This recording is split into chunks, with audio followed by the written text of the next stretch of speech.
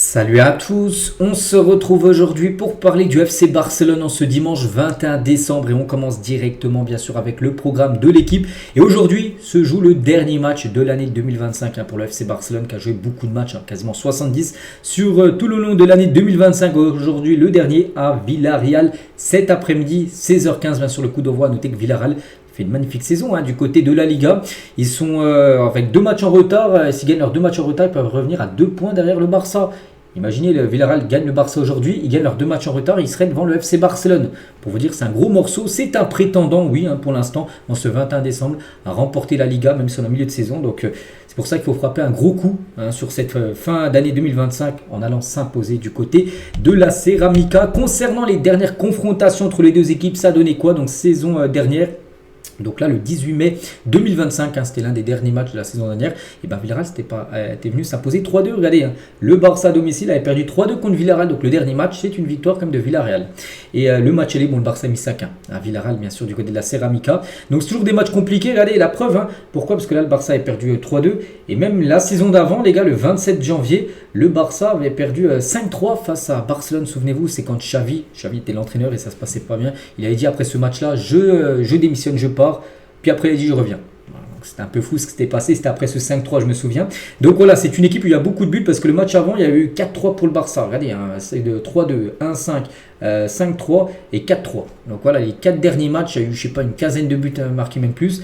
Voilà. Donc on attend du spectacle bien sûr ce soir cet après-midi entre ces deux grosses équipes bien sûr espagnoles. Et souvenez-vous les gars, on avait beaucoup parlé. Regardez, on est au mois de septembre, tout ça.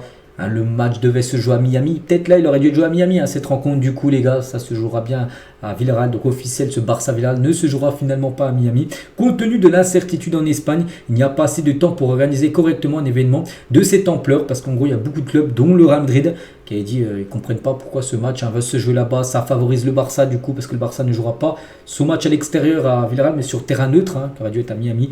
Et du coup, la Liga était revenue en arrière. Et du coup, ce match se déroulera bien du côté de ce stade de la Ceramica, le stade de Villarreal. Donc voilà, concernant bien sûr cette rencontre, on parlera bien sûr demain du résultat. On continue, on va parler d'un autre match également. Donc parce que là voilà, après c'est la trêve, après la trêve de Noël. Donc prochain match espagnol, Barcelone. C'est le derby les gars. Et concernant ce derby les gars, officiel le derby espagnol Barcelone contre le Barça. Donc il se jouera le samedi 3 janvier prochain. A été jugé à haut risque par la police catalane parce que c'est chaud. En plus l'Espagnol Barcelone réalise une belle saison. Je crois qu'ils sont plutôt bien classés, 7 ou 8e position, normalement qui joue le maintien. Et voilà, donc ils attendent le FC Barcelone. Voilà, parce que c'est le derby, ça va être chaud. Donc il pourra y avoir des débordements, peut-être pendant, après le match, avant le match, j'en sais rien. Mais voilà, en gros le match est jugé à très haut risque. Concernant le mercato, parce que là bientôt le mercato on est le 21, donc là dans à peu près 10 jours c'est le début du mercato bien sûr hivernal. Et malgré la montée de Gérard Martin qui joue pas mal quand même sur les derniers matchs et qui en plus qui est bon en tant que défenseur central, le Barça continue de chercher des défenseurs centraux à signer. Et quelques noms que le Barça bien sûr supervise. Tout d'abord ce joueur, c'est pas la première fois que j'en parle, de Nico Schlotterbeck, est l'une des options favorites de Hansi Flick pour la signature d'un défenseur central au Barça. Mais ses exigences salariales pourraient rendre l'échange compliqué, pas non plus impossible. Mais voilà, ça serait compliqué parce qu'il demande peut-être un gros salaire. Et pour le Barça, il y a une grille salariale. Voilà, il ne faut pas que ça soit dépassé parce que sinon, par rapport au fair play financier, tu peux être dans le rouge, tout ça. Donc non, voilà, le Barça lui propose tant en salaire, soit il accepte, soit il n'accepte pas. S'il n'accepte pas, ça ne sera pas possible. Mais voilà, c'est un joueur que le Barça, bien sûr, garde un œil. Lui aussi, Alessandro Bastoni, bon voilà, c'est à peu près la même chose que Schlotterbeck. Donc la direction a déjà contacté les proches du joueur, mais un transfert d'une telle ampleur est difficilement réalisable à ce jour. Parce que lui aussi, ça coûte cher. Il coûterait plus cher en termes d'argent. Bastoni que l'Inter, bien sûr, pourrait vendre, mais avec une grosse somme d'argent. Donc voilà, concernant après des joueurs quand même que le Barça cible. On continue, on va parler cette fois-ci des maillots. Donc les maillots de la saison prochaine, étant donné que 2026 est une année de Coupe du Monde, avec le Mondial. Donc Barcelone pourrait sortir son maillot domicile pour la saison 2026-2027 plutôt que d'habitude. Parce que de base, le maillot est dévoilé, on va dire, tard quand même. C'est même... Des fois, c'est même pas avant la fin de saison, c'est même au mois de juillet, voire août. Donc là, il pourrait être dévoilé bien avant, peut-être début juin. En gros, le maillot de la saison prochaine, vu qu'il y aura la Coupe du Monde entre-temps. Et concernant un maillot aussi collector, un maillot même rétro qui devrait sortir l'année prochaine. Donc Nike lancera un maillot rétro du Barça pendant la saison 2026-2027. Bon, on attend de reparler, mais ça pourrait être ce maillot, une partie de couleur noire, une partie de couleur gris. Et voilà, il pourrait ressentir avec le col là vert, ce sera un maillot qui a déjà été porté à l'époque, hein, il y a quelques années, qui pourrait revenir. Voilà, et être mis au jour l'année prochaine. On continue avec Marc-André Ter Stegen, ne lui pardonnera pas un seul euro de son contrat Barcelone, c'est-à-dire que Ter Stegen ne fera aucun cadeau au Barça. Pour lui, il considère qu'il a déjà aidé le club lorsqu'il était dans le besoin, bien sûr, en renouvelant et en reportant son salaire à l'époque quand le Barça avait besoin, bien sûr, de faire des efforts financiers. Ils avaient demandé à certains joueurs de reporter leur salaire. Par exemple, Messi, à l'époque, a reporté son salaire voilà, sur plusieurs années pour éviter que le Barça lui donne beaucoup d'un coup et que ça mette le Barça dans le rouge. Lui, c'est la même chose. Donc du coup, là, on sait que Ter Stegen il a encore un long contrat du côté du Barça. Donc lui, il ne fera aucun cadeau au FC Barcelone. On sait que par rapport à sa situation, il est maintenant numéro 2, voire numéro 3 du côté du club. Donc lui, il voudra, voilà, s'il venait à partir et tout, lui, il aurait touché l'intégralité de ce que le Barça lui donne. Il ne fera aucun cadeau à FC Barcelone. Marc-André Ter Stegen. Officiel, il y aura un classico des légendes contre le Real Madrid. Souvent, il y a un match comme ça des légendes. Ça s'était joué là, je crois, au Japon, il y a quelques temps. Et bien de nouveau, cette fois-ci, ça sera à San José au Costa Rica. Donc ce sera le 7 février prochain avec des légendes du Barça contre des légendes du Real Madrid qui s'affronteront bien sûr pour un match. Ça sera certainement pour récolter des fonds, bien sûr, pour des associations, bien sûr. Voilà. On continue, on va parler cette fois-ci de Araujo.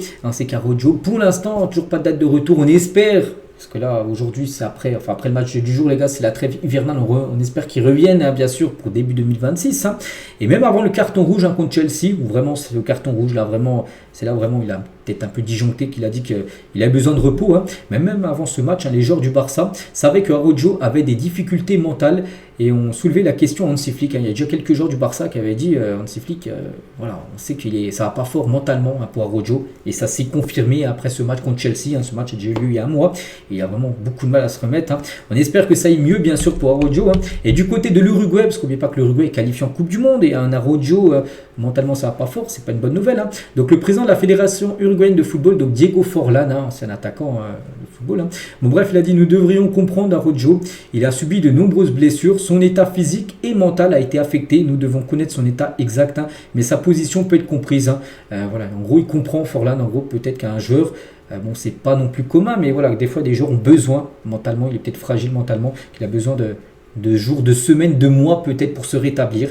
Donc voilà, on espère qu'il puisse revenir, enfin s'il peut bien sûr revenir pour le début d'année 2026.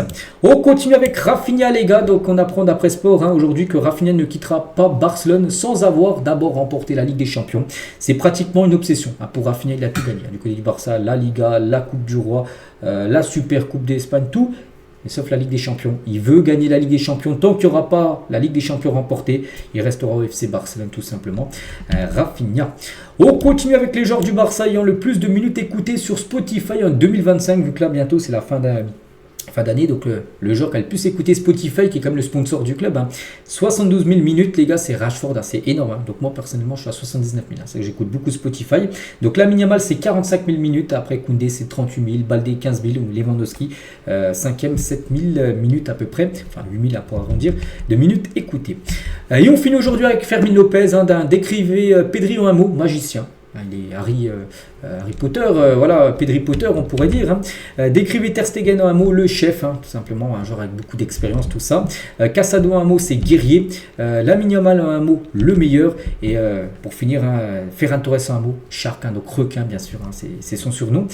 Ferran Torres, donc voilà les gars ce qu'il y a à dire aujourd'hui. J'espère que ça vous a plu. On se retrouve demain, bien sûr, demain lundi, pour parler du match, par exemple, tout à l'heure, contre l'équipe de Villarreal. Moi, je vous souhaite un très bon dimanche et à demain.